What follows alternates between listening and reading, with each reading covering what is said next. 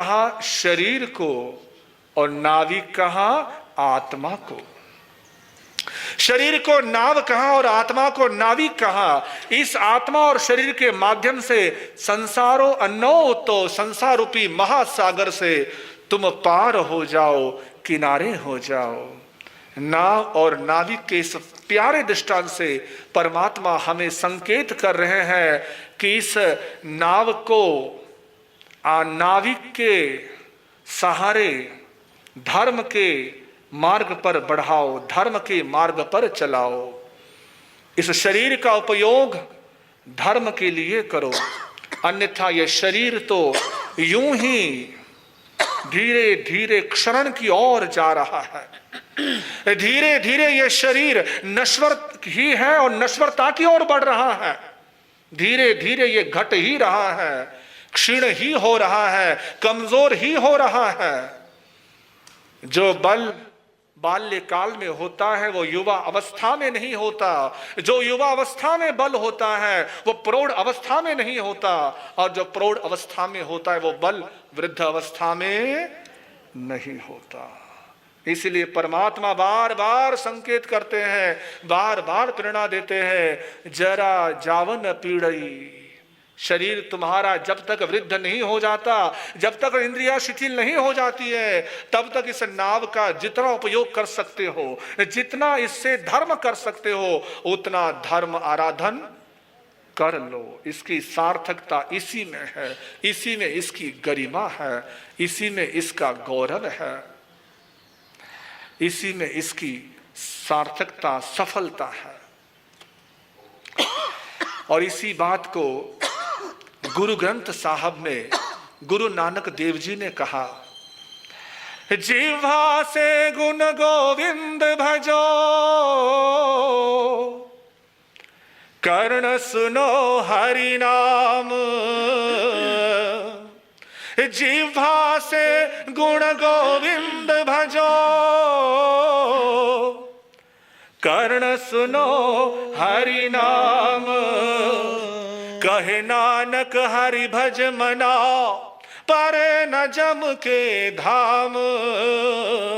कहे नानक हरि भज मना, परे न जम के धाम।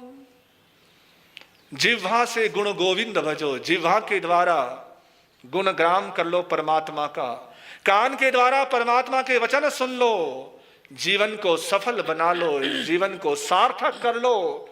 जो सार्थक कर लेता है फिर उसे पछताना नहीं पड़ता है, उसे फिर किसी तरह से कोई रोना धोना नहीं पड़ता है। जो इस जीवन की सार्थकता को समझ लेता है, सार्थक कर लेता है, जिह्वा से परमात्मा का भजन और कानों से परमात्मा के वचन, परमात्मा के वचन कानों के द्वारा भीतर ग्रहण करो। गुरुदेव फरमाते हैं, महाराष्ट्र के संत हुए हैं तुकाराम महाराज। तुकाराम जी बड़े ही उनके अभंग वगैरह आते हैं तुकाराम जी के। तुकाराम जी के अभंग में जो गुरुदेव के द्वारा हमने सीखा है, तो गुरुदेव ने तुकाराम का एक अभंग बताया कि जिस अभंग में तुकाराम जी कानों के लिए क्या कहते हैं, परमात्मा के लिए क्या कहते हैं कि परमात्मा तेरे वचन मेरे कानों में पढ़ने चाहिए। यदि तेरे वचन मेरे कानों में नहीं पढ़ते हैं तो मुझे कान नहीं चाहिए। इस भाव को लेकर तुकाराम महाराज कहते हैं कि परमात्मा तुम्हारे वचन मेरे कानों में पड़े, निंद काचे श्रवण नको माझे कानी। निंद काचे श्रवण नको माझे कानी। त्याहुनी बहिरा बराच मी, त्याहुनी बहिरा बराच मी। निंद काचे श्रवण नको माझे कानी। निंद काचे श्रवण नको माझे कानी। परमात्मा मेरे कानों में किसी की निंदा चुगली के शब्द ना पड़े, यदि कहीं किसी की निंदा चुगली के शब्द पढ़ते हो तो उससे बेहतर होगा कि मैं बहरा बन जाऊं। मैं बहरा बनना स्वीकारूंगा, लेकिन निंदा चुगली के शब्द अपने कानों में पढ़ना स्वीकार नहीं करूंगा। मेरे कानों में परमात्मा के वचन पड़े, परमात्मा के शब्द पड़े, तभी इसकी सार्थकता है। कितना अद्भुत आपका ये शरीर है। मैं तो कहता हूं कि आपका ये पूरा शरीर जो है ना, अपने आप में भारत की लोकसभा है। जैसे हिंदुस्तान की लोकसभा है दिल्ली में, वैसे आपका ये पूरा शरीर अपने आप में एक लोकसभा है। आपका ये जो सिर है यह है शिक्षा मंत्री, आपकी जो आंखें हैं यह है कानून मंत्री। आंखों देखा सच, सिर है शिक्षा मंत्री, आंखें हैं कानून मंत्री, और आपके दोनों कान हैं दूर संचार मंत्री। दूर दूर की बातें सुन लेते हैं, बड़ी दूर दूर की खबर हमारे कान सुन लेते हैं। तो सिर है शिक्षा मंत्री, आंखें हैं कानून मंत्री, कान है दूर संचार मंत्री, और आपकी जुबान है सूचना प्रसारण मंत्री। यहां की सूचना वहां, वहां की सूचना वहां, इधर की बात उधर, उधर की बात उधर, पता नहीं कहां कहां कौन कौन सी बातें हम सूचना प्रसारण मंत्री के द्वारा प्रसारित करते रहते हैं। तो जबान है सूचना प्रसारण मंत्री, आपका गला है लोकसभा स्पीकर, लोकसभा का स्पीकर। आपके दोनों हाथ हैं श्रम मंत्री, आपके दोनों पैर हैं यातायात मंत्री, परिवहन मंत्री, यातायात मंत्री। आपका जो हार्ट है वो है गृह मंत्री, आपका जो पेट है यह है खाद्य मंत्री। आपका खाद्य मंत्री है, सारा कुछ हजम कर जाता है, सारा कुछ आपका पचाता है। सबसे बड़ा खाद्य मंत्री यही तो है। भारत के मंत्री काम करे या ना करे, लेकिन आपके सारे मंत्री काम करते हैं।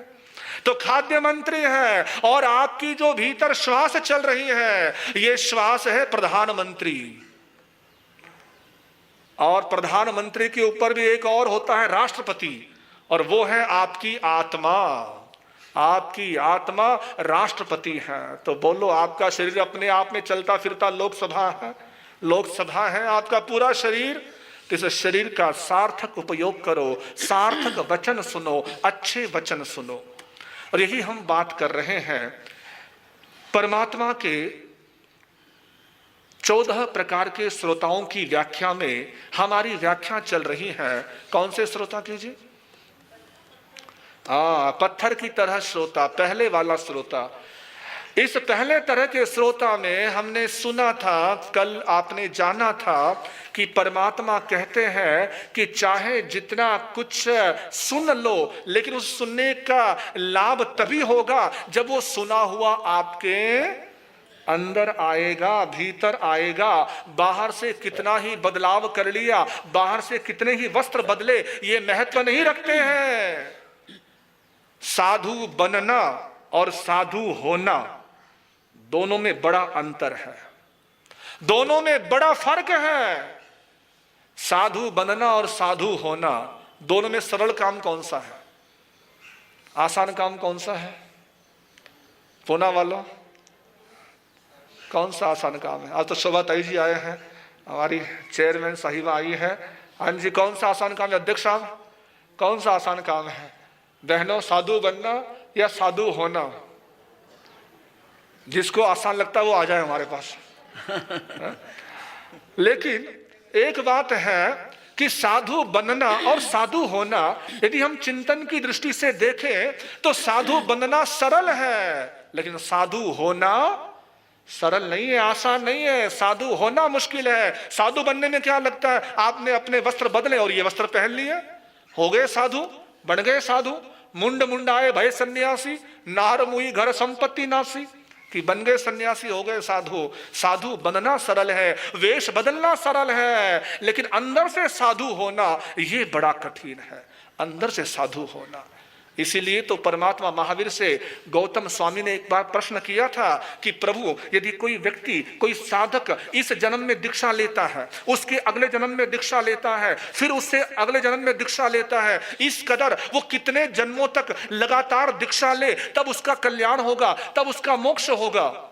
प्रभु कृपा करें, बताएं कि कितने जन्मों तक लगातार साधु बनने से मोक्ष मिलता है? ये प्रश्न पूछा। किन्होंने पूछा? इंद्रभूति गौतम ने। तब परमात्मा महावीर ने बड़ा ही सुंदर जवाब दिया। परमात्मा महावीर के जवाब उत्तर एक से एक सुंदर, एक से एक अनमोल है, बढ़िया। तो परमात्मा कहते कि सुनो गौतम, इस जन्म का एक वस्त्र, साधु का जैसे पूरा मुपट्टी है, चद्दर है, चोलपट्टा है, ओघा है, एक वस्त्र, चाहे मुपट्टी ले लो, इस जन्म की एक मुपट्टी, उसके अगले जन्म की फिर एक मुपट्टी, उसके अगले जन्म की फिर एक मुपट्टी, इस तरह से मुपट्टियां इकट्ठी करते जाए, सुमेरु की तरह ढेर हो जाए। सुमेरु पर्वत कितना ऊंचा है वो? इतना ऊंचा, लाख योजन का वो सुमेरु पर्वत इतना ढेर हो जाए, इतने जन्मों तक लगातार वो दीक्षा ले, इतने जन्मों तक सन्यासी बनता रहे, तब भी उसका मोक्ष होने वाला नहीं है। प्रभु आप ये क्या कह रहे हैं? हाँ, ऐसा ही है। केवल साधु के कपड़े पहनने से, साधु का बाना पहनने से मोक्ष नहीं मिलता है। मोक्ष तब मिलता है जब अंदर से बदलाव आता है, अंदर से परिवर्तन आता है। जब तक दीक्षा अंदर से नहीं होती, तब तक बाहर की दीक्षा महत्व नहीं रखती। याद करिए, ऐसे भी तो हमारे इतिहास में पात्र आए हैं जिन्होंने दीक्षा तो क्या, वेश भी नहीं बदला था, जिन्होंने ऐसी जगह पर बैठे थे, ऐसी जगह खड़े थे जहां संवर की कोई संभावना नहीं थी, आश्रम के स्थान थे, पाप के स्थान थे, लेकिन वहां पर खड़े खड़े बैठे बैठे केवल ज्ञान प्राप्त कर लिया, मोक्ष प्राप्त कर लिया। है ना ऐसी घटनाएं, ऐसे प्रसंग, चाहे मरुदेवी माता का लीजिए, भरत चक्रवर्ती का लीजिए, अन्य अन्य कई सारे महापुरुषों का है। तो ये साफ है कि साधु का होना भीतर से महत्व रखता है, बाहर से नहीं। सहजो बाई एक कवि हुई है, भक्तन हुई है, उसने भी गाया है, तन का जोगी सब करे, मन का विरला को, तन का जोगी सब करे, मन का विरला को, सहजो तब ही जानिए, जो मन जोगी हो या प्रभु जी, जो मन जोगी हो। सहजो तब ही पाइए जब मन जोगी हो। सहजो कहती है कि वही सच्चा योगी है जो मन से योगी बनता है, भीतर से योगी बनता है, अंतर से योगी बनता है। परमात्मा महावीर से पूछा था कि प्रभु धर्म किसे कहते हैं, धर्म की क्या परिभाषा है, धर्म की क्या व्याख्या है, धर्म किसे कहा जाता है? तब परमात्मा ने एक छोटा सा जवाब दिया और बड़ा गहरा जवाब। उस छोटे से जवाब में बड़ी गहराई है, गहनता है, सूक्ष्मता है। परमात्मा ने छोटी सी बात में बहुत बड़ी बात कह दी। महापुरुषों की यही विशेषताएं होती हैं। महापुरुष लंबी चौड़ी बातें नहीं करते हैं, छोटी सी बात कहते हैं। उस छोटी सी बात में ही सार छिपा होता है। जैसे कि बिंदु में सिंधु, गागर में सागर, छोटी सी बात में बहुत कुछ कहे जाते हैं। जैसे कबीर ने कहा था कि पोथी पढ़ पढ़ जगमुआ, पंडित भया न कोय, ढाई आखर प्रेम का पढ़े सो पंडित होए।